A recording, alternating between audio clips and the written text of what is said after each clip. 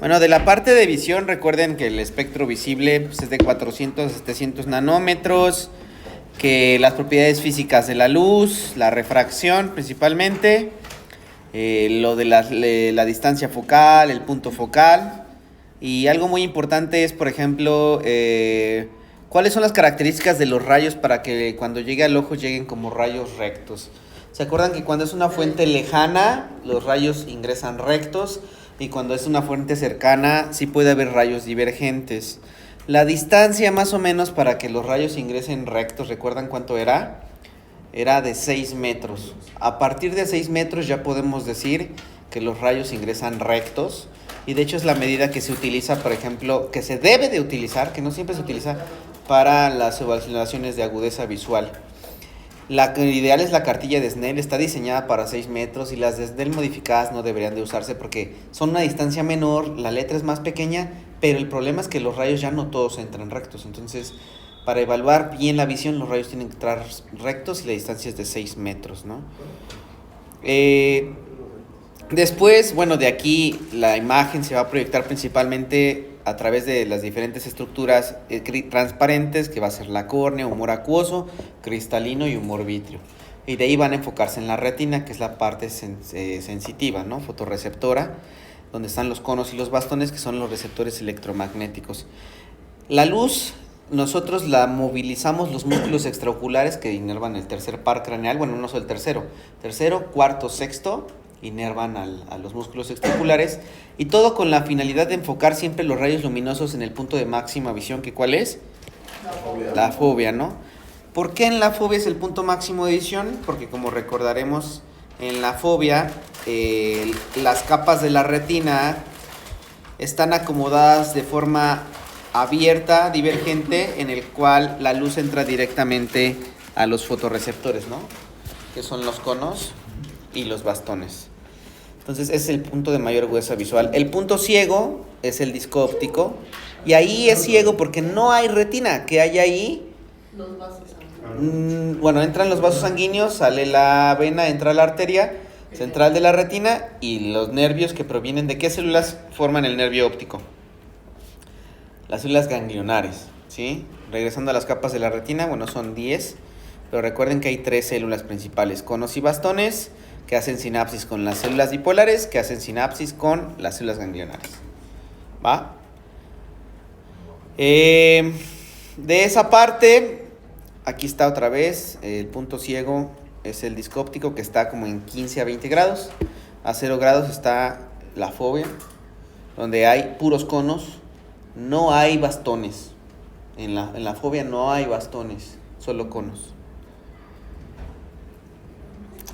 De ahí, bueno, el desprendimiento de retina, que es cuando un traumatismo, generalmente la retina se desprende de la coroides, se hace hacia adelante y la visión se altera, generalmente teniendo un punto completamente ciego, y la otra visión se hace como ondulante, ¿no? De la fotorrecepción, lo que tiene que ver es que hay 2 segmentos, un interno y un externo, que forma parte de la capa de conos y bastones.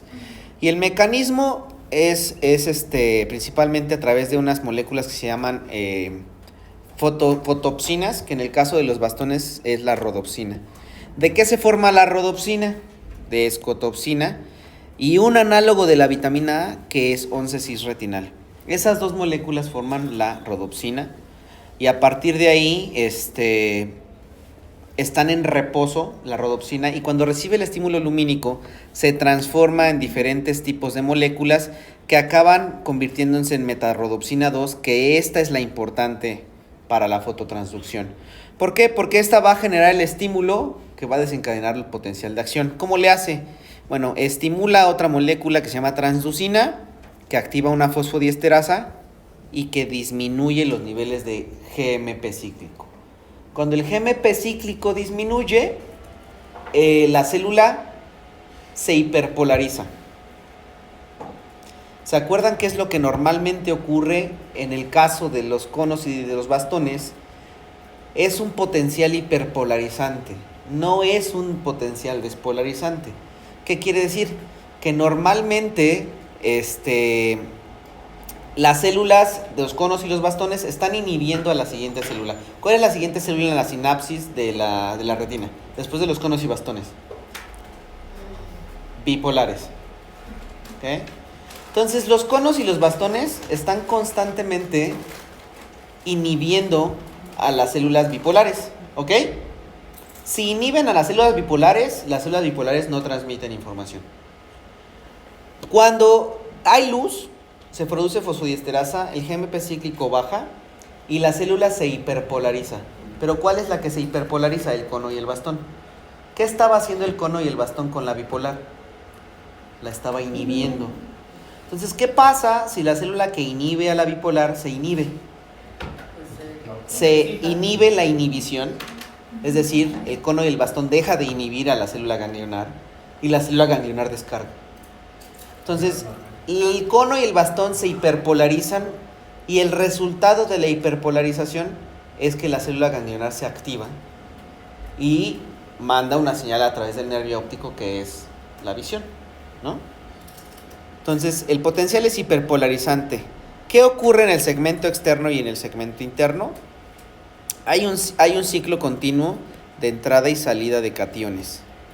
Eso es en reposo y eso mantiene a la célula estable en su potencial.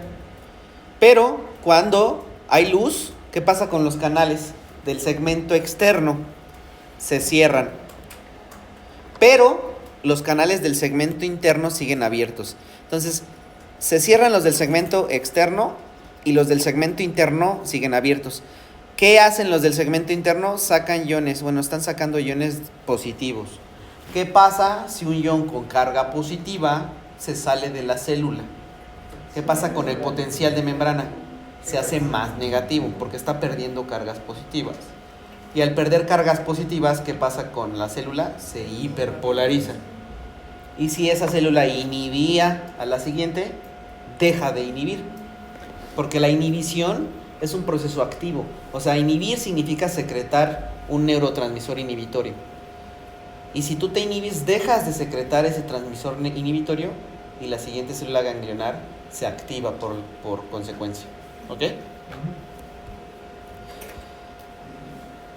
El potencial del receptor significa el tiempo en el cual un cono o un bastón siguen transmitiendo un estímulo luminoso a pesar de que ya fueron estimulados. Cuando nosotros vamos en la carretera, sobre todo de noche, y alguien nos avienta las luces altas, es peligroso, sobre todo si viene de frente. ¿Por qué es muy peligroso? Porque cuando te echa las altas, el estímulo, a pesar de que puede ser un flashazo así muy rápido, tú sigues viendo ese estímulo luminoso a pesar de que ya no esté. Es cuando dicen, nos lamparean, ¿no? Y es porque tú sigues estimulado, a pesar de que el estímulo fue fugaz, tú sigues viendo la señal lumínica. ¿Y qué pasa? Pues por un tiempo prolongado no ves bien. Entonces, ese es el potencial del receptor. Se refiere al tiempo en el cual el receptor sigue transmitiendo a pesar de que el estímulo no está. Y en el caso de los ojos es alto. ¿Va? ¿Qué otras cosas importantes? Bueno, los pigmentos de colores en el caso de los conos son 3 principales: verde, azul y rojo, que a diferencia de los bastones van a tener un pico de activación a unas longitudes de onda específicas, ¿no? La combinación de la activación de estos pigmentos es la que nos da la visión de colores. Por ejemplo, el naranja es cuando se activa 99% el rojo, 42% el verde y 0% el azul. Y así, no se los tienen que aprender todos, solo tienen que saber que son 3 pigmentos y que dependiendo del porcentaje de activación de cada uno son los espectros de colores. Cada cono solo tiene un pigmento de un solo color. O sea, hay conos rojos, conos azules y conos verdes, ¿sí? Un solo cono no tiene más de un pigmento. O sea, un cono no puede tener un pigmento rojo y un pigmento azul, no, solo uno. Debido a esto, o sea, si los conos tuvieran más de un pigmento, no existiría el daltonismo. Porque si unos conos no tuvieran pigmentos, como los otros sí tienen los dos, podrían compensar. pero no sucede así. Hay conos con pigmento verde, conos con pigmento rojo y conos con pigmento azul. Entonces, si te falta uno de esos, ese color, ese pico de longitud de onda no lo vas a ver bien. Y los otros conos van a compensar un poco los que te restan, pero no vas a ver el color preciso que te daba ese cono, ¿no? Por ejemplo, si pierdes los conos rojos, se llama protanopía. Si pierdes los conos verdes, se llama deuteranopía. Y si pierdes los conos azules, tritanopía. De estos tres, la más común es la deuteranopía, que es la ausencia de conos verdes. Estas son las cartas de Ishihara, se usan para evaluar eso y dependiendo el tipo de daltonismo del paciente, va a haber un número u otro, ¿no? Los que vemos bien, aquí en la izquierda vemos 74 y 42 del lado derecho. Los que tienen alguna alteración, en el lado izquierdo ven un 21, en el lado derecho pueden ver un 2 o un 4. Como así, ¿no? Este tipo de alteración, ¿cuál sería? Sería una protanopía, porque el que no ve es el rojo. Así se vería el semáforo en una protanopía. Y la vía visual, ¿no? La vía visual, recuerden que en el ojo se segmenta en dos partes. La parte temporal se va por el mismo lado de la corteza y la parte nasal se decusa. Debemos de recordar que la parte nasal y la parte temporal ven, o sea, visualizan el campo visual de su contraparte, ¿sí? ¿Qué es su contraparte? O sea, la retina temporal visualiza el campo de visión nasal. La retina nasal visualiza el campo de visión temporal. Con base en eso, se nombran las alteraciones que ahorita vamos a ver. Y ya la parte nasal se decusa por el quiasma óptico, la parte temporal se va por el mismo lado, llegan al colículo superior, cuerpo geniculado lateral, radiación óptica y corteza visual primaria. ¿Cuál sería la corteza visual primaria? Área 17. Sí, 18, principalmente la 17. ¿Va? La nasal se decusa. La nasal se decusa. ¿Pero toda? Toda. ¿Pero qué vio la nasal? Eso es lo importante. La campo de visión temporal. Ahora, ¿a qué parte llegan? Llegan igual, acuérdense, a la corteza capa 4, es lo que les decía hace rato. Todos llegan a la capa 4. La diferencia es que la visión que venga de los bastones, que se encargan de ver los bastones, que intensidades de color, blanco y negro, movimientos rápidos en el campo visual, esos lo ven los bastones y van por unas células que se llaman magnocelulares, que llegan a la capa C alfa de la capa 4 de la corteza. Mientras que la visión de colores, que viene por los conos, que da mucho detalle, va por las vías parvocelular, neuronas parvocelulares, y llegan a la capa A y C beta. De la capa 4 también. Ahora, algo muy importante en relación con las alteraciones visuales es que recuerden esto, grábenselo y apúntenlo con letra mayúscula. Las alteraciones visuales se nombran de acuerdo al campo visual que no se ve. Porque es que a veces se confunden porque piensan que, por ejemplo, que si es hemianopsia bitemporal, piensan que la parte lesionada es la parte temporal del ojo y no es así. El nombre lo recibe de acuerdo al campo visual que no ve. Entonces, si es hemianopsia bitemporal, ¿quién ve el campo temporal? La nasal. Entonces, una hemianopsia bitemporal tiene un daño binasal, ¿sí? ¿Qué estructura debe lesionarse para que la retina nasal de ambos lados esté dañada? ¿Cuál es el único punto de todo el sistema nervioso en donde las dos partes nasales se encuentran? El quiasma óptico. Entonces, una hemianopsia bitemporal, que es la lesión relativamente más común de la vía visual, está en el quiasma óptico. Ahora, por ejemplo, una hemianopsia nasal del ojo derecho, acuérdense que la lesión, ¿qué es lo que nombra? La parte que no se ve, no la estructura lesionada. Tenemos que decir, como no ve esto, o sea, el razonamiento que tenemos que tener es, como no mira esto, entonces la parte lesionada es esta, o sea, la contraria, ¿no? Entonces, una hemianopsia nasal derecha, ¿qué estructura tiene lesionada? No, la temporal derecha. Tiene lesionada la retina temporal derecha. Porque hemianopsia nasal derecha quiere decir que no ve el campo nasal del ojo derecho.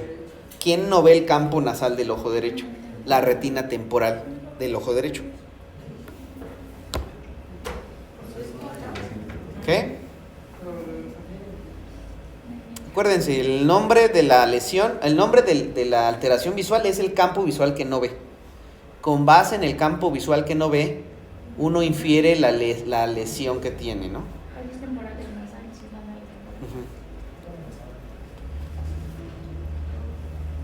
A menos que sea una hemianopsia, por ejemplo, una hemianopsia heterónima, una hemianopsia homónima izquierda. Hemianopsia homónima izquierda, que sería el D. Fíjense, en esta imagen, la D. ¿Qué se lesionó? Aquí está el D, la radiación óptica. El tracto óptico derecho. ¿Qué lleva el tracto óptico derecho? ¿Qué información? Bueno, ¿qué retinas? Temporal izquierda. No, al revés. Nasal izquierda y temporal derecha. Porque la temporal se va por el mismo lado. Y la nasal fue la que se decusó. Pero ahora ya ahora podemos analizarlo por separado. ¿Sí? La que se lesionó entonces, ¿cuál se lesionó? La temporal derecha y la nasal izquierda. Ya. Ahora, ¿qué no ve? ¿Qué lesión tiene? Más bien, ¿qué campo visual no ve la temporal derecha? El nasal derecho. ¿Qué no ve? ¿Qué estructura, más bien qué campo visual va a estar alterado con una lesión del nasal izquierdo? El temporal izquierdo. ¿Sí? Si se lesiona el temporal derecho, no se ve el nasal derecho. Si se lesiona el nasal izquierdo, no se ve el temporal izquierdo. ¿Sí? Entonces aquí va, miren. En la D tenemos lesionado otra vez, temporal derecho. ¿Sí o no? Sí. Vámonos el temporal derecho. Entonces el temporal derecho es el ojo derecho. Ahorita nada más veamos el ojo derecho. Entonces el campo visual del ojo derecho que no ve por tener lesionado el temporal derecho es la nasal derecha. Nasal, acuérdense que nasal es la que está en la línea media. Entonces, si este fuera el ojo derecho, este que estoy señalando en rojo, pongan atención. Si este fuera el ojo derecho, ¿dónde estaría la nariz? La nariz estaría aquí, ¿no? Entonces, si está lesionada la retina temporal, lo que no ve es el campo que está cerca de la nariz, que es este que está negro, por eso no lo ve. ¿Ok? Del otro lado, la que se decusó, este es el ojo izquierdo, se decusó la retina nasal izquierda. ¿Y qué ve la retina nasal izquierda? El campo temporal izquierdo, que es el que está más afuera, y por eso tiene negro aquí. Pero es que no se le entiende. Estamos viendo de arriba, o sea, la naricita es. La naricita está aquí al centro. Esto es el campo nasal derecho, este es el campo nasal izquierdo, este es el campo temporal derecho, este es el campo temporal izquierdo. Mira, pon la orejita, Acá estaría la oreja, ¿no? Así. Pero no los lentes. No, o sea, sí. Parece un Porque este sí es el derecho, este es el izquierdo. Sí, el derecho es el que está en tu lado derecho. No, como si lo estuvieras viendo de arriba. Así como si estuvieras viendo los ojos, este es el derecho, este es el izquierdo. Estás viendo de arriba, O sea, literal es así. como si fueras tú. Ah, ok, ya. Y ya.